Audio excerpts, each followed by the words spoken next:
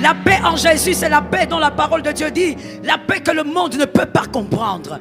Tu as des combats, mais tu as la paix. Tu as des problèmes, mais tu as la paix. Parce que c'est une paix que le monde ne peut pas expliquer. Elle est illogique selon les hommes. Et voilà pourquoi Christ précise, en moi, vous aurez des tribulations dans le monde. Mon frère, qui t'a prêché en te disant, être enfant de Dieu, ce n'est pas avoir faim? Qui t'a prêché en te disant qu'être enfant de Dieu, ce n'est pas souffrir? Qui t'a dit que si tu souffres, tu es maudit? Qui t'a dit que si tu traverses la vallée, tu es maudit? Quelles sont ces prédications qu'on vous a amenées pour vous dire que si tu as des difficultés, c'est que Dieu t'a abandonné? Qui t'a dit que si tu n'avances pas, c'est que tu es forcément bloqué? La Bible dit, Jésus a dit, vous aurez des tribulations. Il est normal que tu sois combattu. J'aime cet amen, je parle aux élus. Il est normal que tu aies des tribulations. Qu'un élu dise, c'est ma vie. Non, parle avec autorité, dis-moi, c'est ma vie. Oui, il faut briser cette sorcellerie dans la prédication. C'est faux que de te dire que si tu souffres, tu es maudit. C'est faux que de te dire que si tu traverses ces moments difficiles, c'est que Dieu t'a abandonné. Il ne t'a jamais abandonné. Il est écrit, une mère peut-elle abandonner l'enfant qu'elle allait? Si, même quand elle abandonnerait, moi je ne t'abandonnerai pas. Moi je ne te délaisserai pas. Jésus dit, mais prenez courage. Je viens dire à quelqu'un, prends courage. Ça va marcher. Jésus est avec toi. Si tu es vivant, ça ira. Jésus te dit, prends courage. Tu as pleuré hier, mais lève-toi aujourd'hui. Tu as pleuré hier, mais lève-toi aujourd'hui. Ne te décourage pas. Arrête de comparer ta vie à ton voisin. Quand tu compares la destinée, tu ne maîtrises pas qui est Dieu. Arrête cela. Prends courage. Et il dit, j'ai vaincu le monde. Mon frère, tu finiras par vaincre ce péché. Tu n'as pas entendu. Tu finiras par vaincre ce péché. Tu finiras par vaincre cette masturbation. Parce que Jésus, lui, a vaincu le monde. Je te l'avais dit la semaine, si le grand frère a été vaincu, le petit frère a déjà été vaincu. Jésus a dit, il a vaincu le monde. Il a vaincu les condamnations. Il a vaincu la malédiction. Il a vaincu toutes les limites. Il a vaincu, tu vaincras. Regarde quelqu'un, dis-lui, c'est le principe du fils aîné.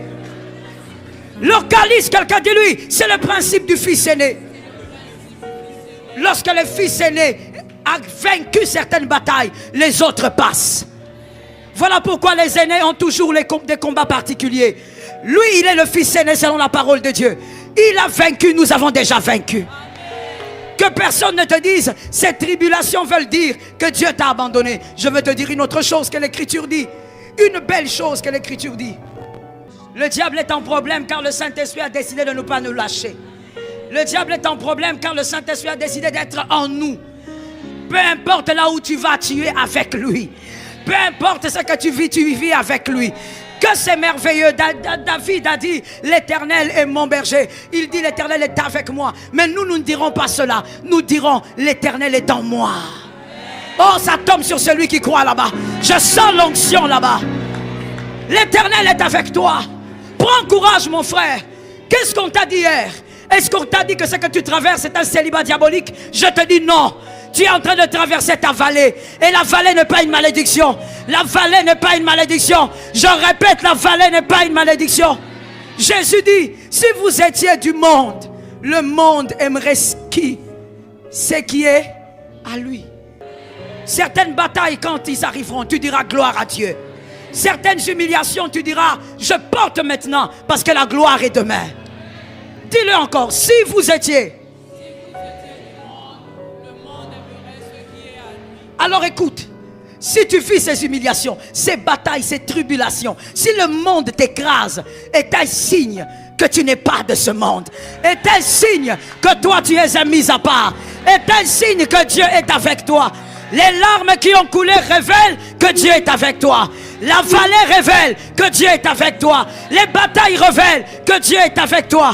Écoute-moi bien, la qualité de tes humiliations révèle quel est le type de chrétien que tu es. La qualité de l'humiliation. Le monde t'a appris que lorsque tu es humilié, tu es moins que rien, tu es fragile, tu es faible, tu es vulnérable. Écoute l'évangile. Lorsque tu es humilié, selon les Écritures, c'est parce que la qualité de ta chrétienté dérange le monde.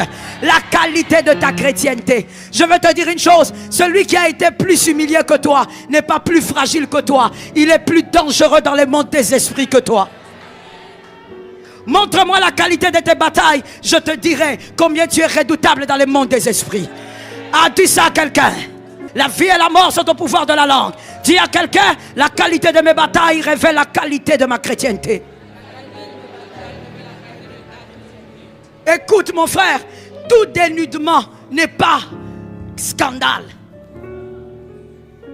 Tout dénudement n'est pas scandale. Lorsqu'on a dénudé Joseph, la femme de Potiphar avait cru maîtriser la vie de Joseph. Merazikayaba, donnez-moi un tissu. Marazikayaba, Shemarizayaba Shata, Limarazaka.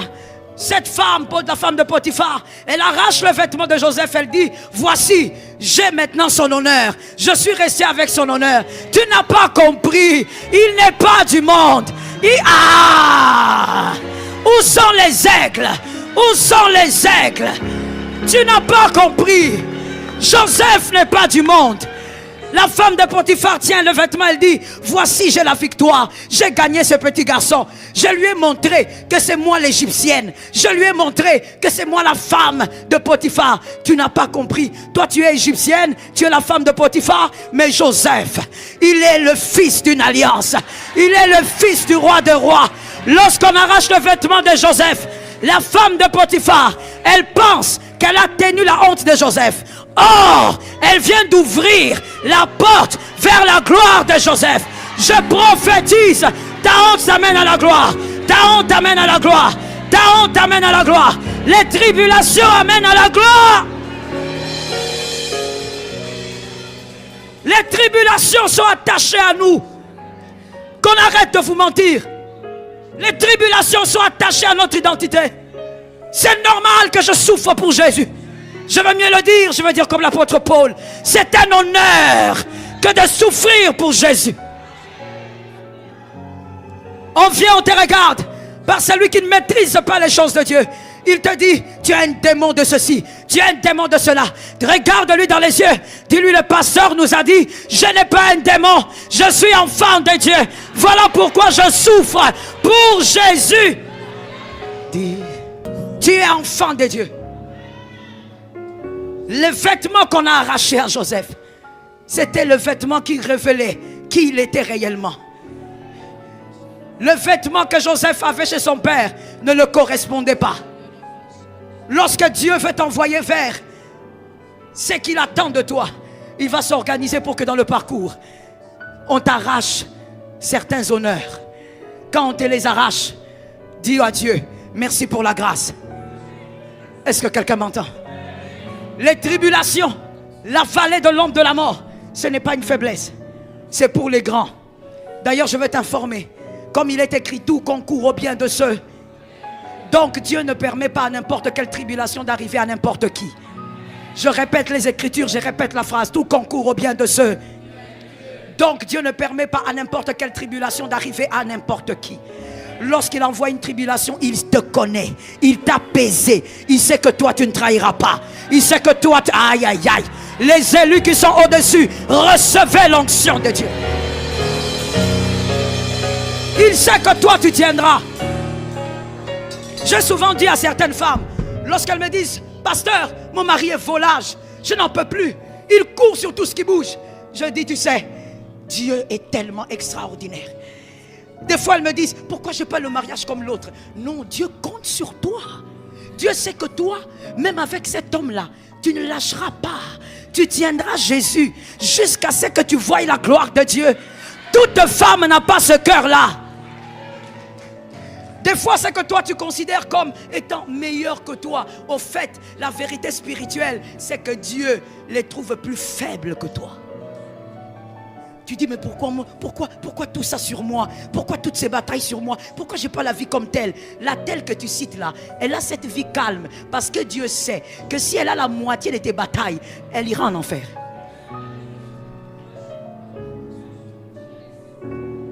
Voilà pourquoi il est aussi écrit. Aucune tentation ne peut vous atteindre.